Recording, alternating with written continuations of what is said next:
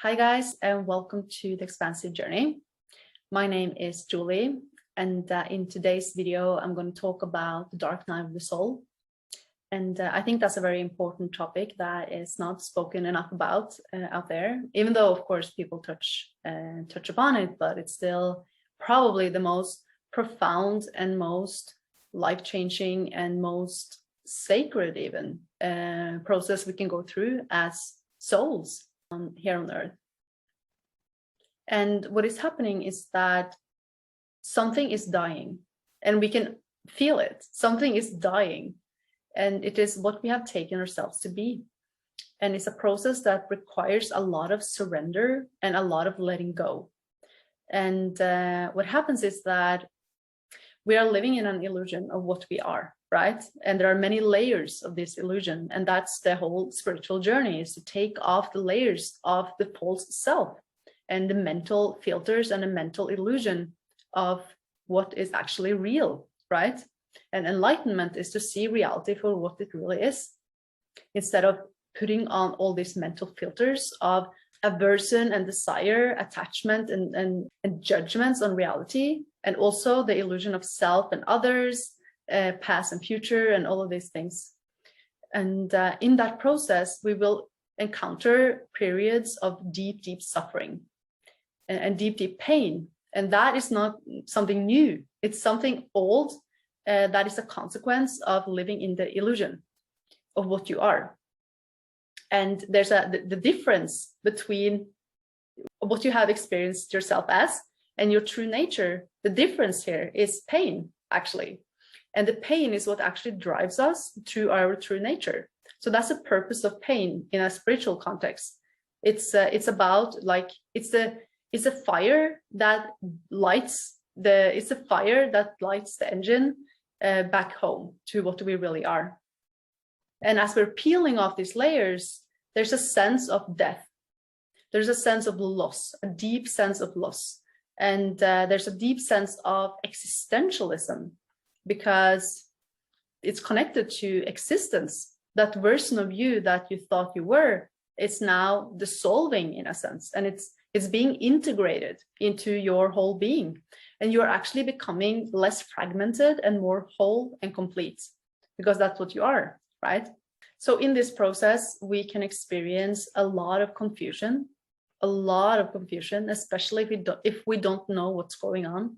That's how it was for me. I didn't know what was going on. I just knew that reality felt like a dream, and I didn't know what I was, or anything was, for that matter.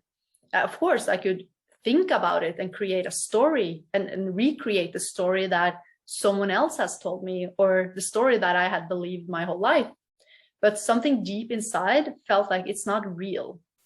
It's dying. That whole illusion is actually crumbling and falling. And there's a lot of confusion in that. And the mind, especially for the mind, because the mind doesn't get it. It goes beyond the level of the mind. It goes on the level, it's on the level of the soul, right? And the mind will be very confused in that process. The mind will try to maybe grasp it, try to put it into context. It will try to explain it and maybe blame others and other things. And for example, many of us, then when we wake up to we see more of the unfiltered reality, we start to blame society, right? Society is too much of that, too little of that. Society is we start to blame our culture in a way. And that's okay. There's nothing, like, of course, you're allowed to have an opinion about that. But realize that if you use that as a cover up to avoid feeling your own pain, it will sort of keep you stuck even longer.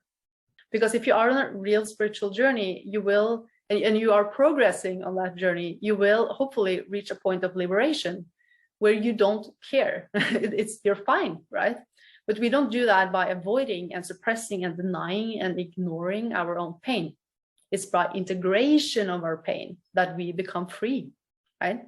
When we don't run away from it, is when we are liberated from it, right? We feel it. And an analogy that I like to use for the spiritual awakening is life is a party and everyone are drunk, and then you are slowly getting sober and you are feeling the hangover and the aftermath of that illusion, of that sort of level of consciousness. We can also use the analogy of being in a dark room your whole life, and then the light starts to shine, and it's shining more and more and more as it expands, and it starts to see all the shadows that have previously been in the shadow. And then the only thing we need to do is to keep shining on that shadow, the illusion, and that will transform unconsciousness into consciousness. And when we wake up, we will feel what has already been there, and what might have normally felt normal and just life is now feeling quite painful, because we are getting very sensitive, right? We're feeling that this tension that's always been there in living in the egoic consciousness, always pulling and pushing on reality, always having aversion and desires, and always sort of trying to control and manipulate our environment and ourselves and the world, always like in the mind trying to fix things. We always have problems and we always need to fix them. That is a very, very painful state of being compared to our true nature.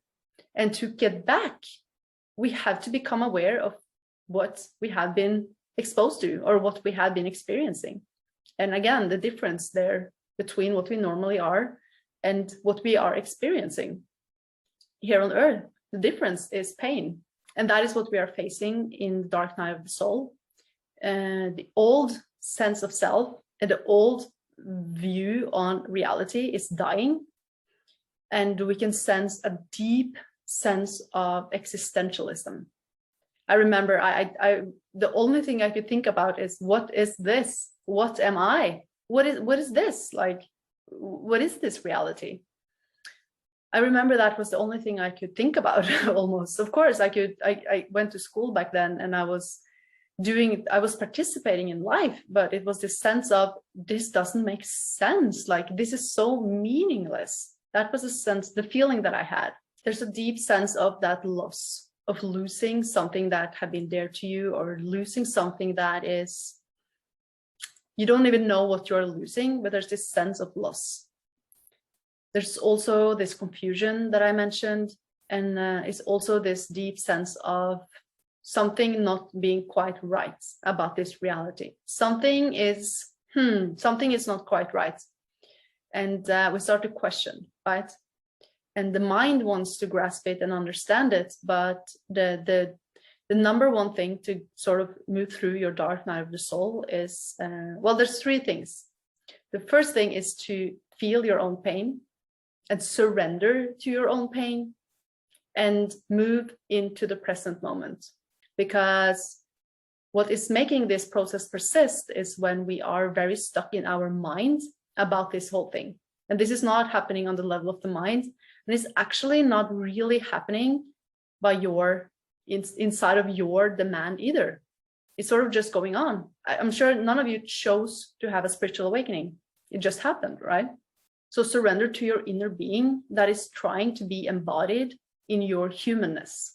That is what the dark night of the soul is all about, surrendering and letting go. And it's a sacred process. And it's a process that we can learn to have compassion for and sort of even embrace. And that is something that will help us to move through it even faster. So the true spiritual journey is all about shadow work. And the shadow is what stands between you and authenticity.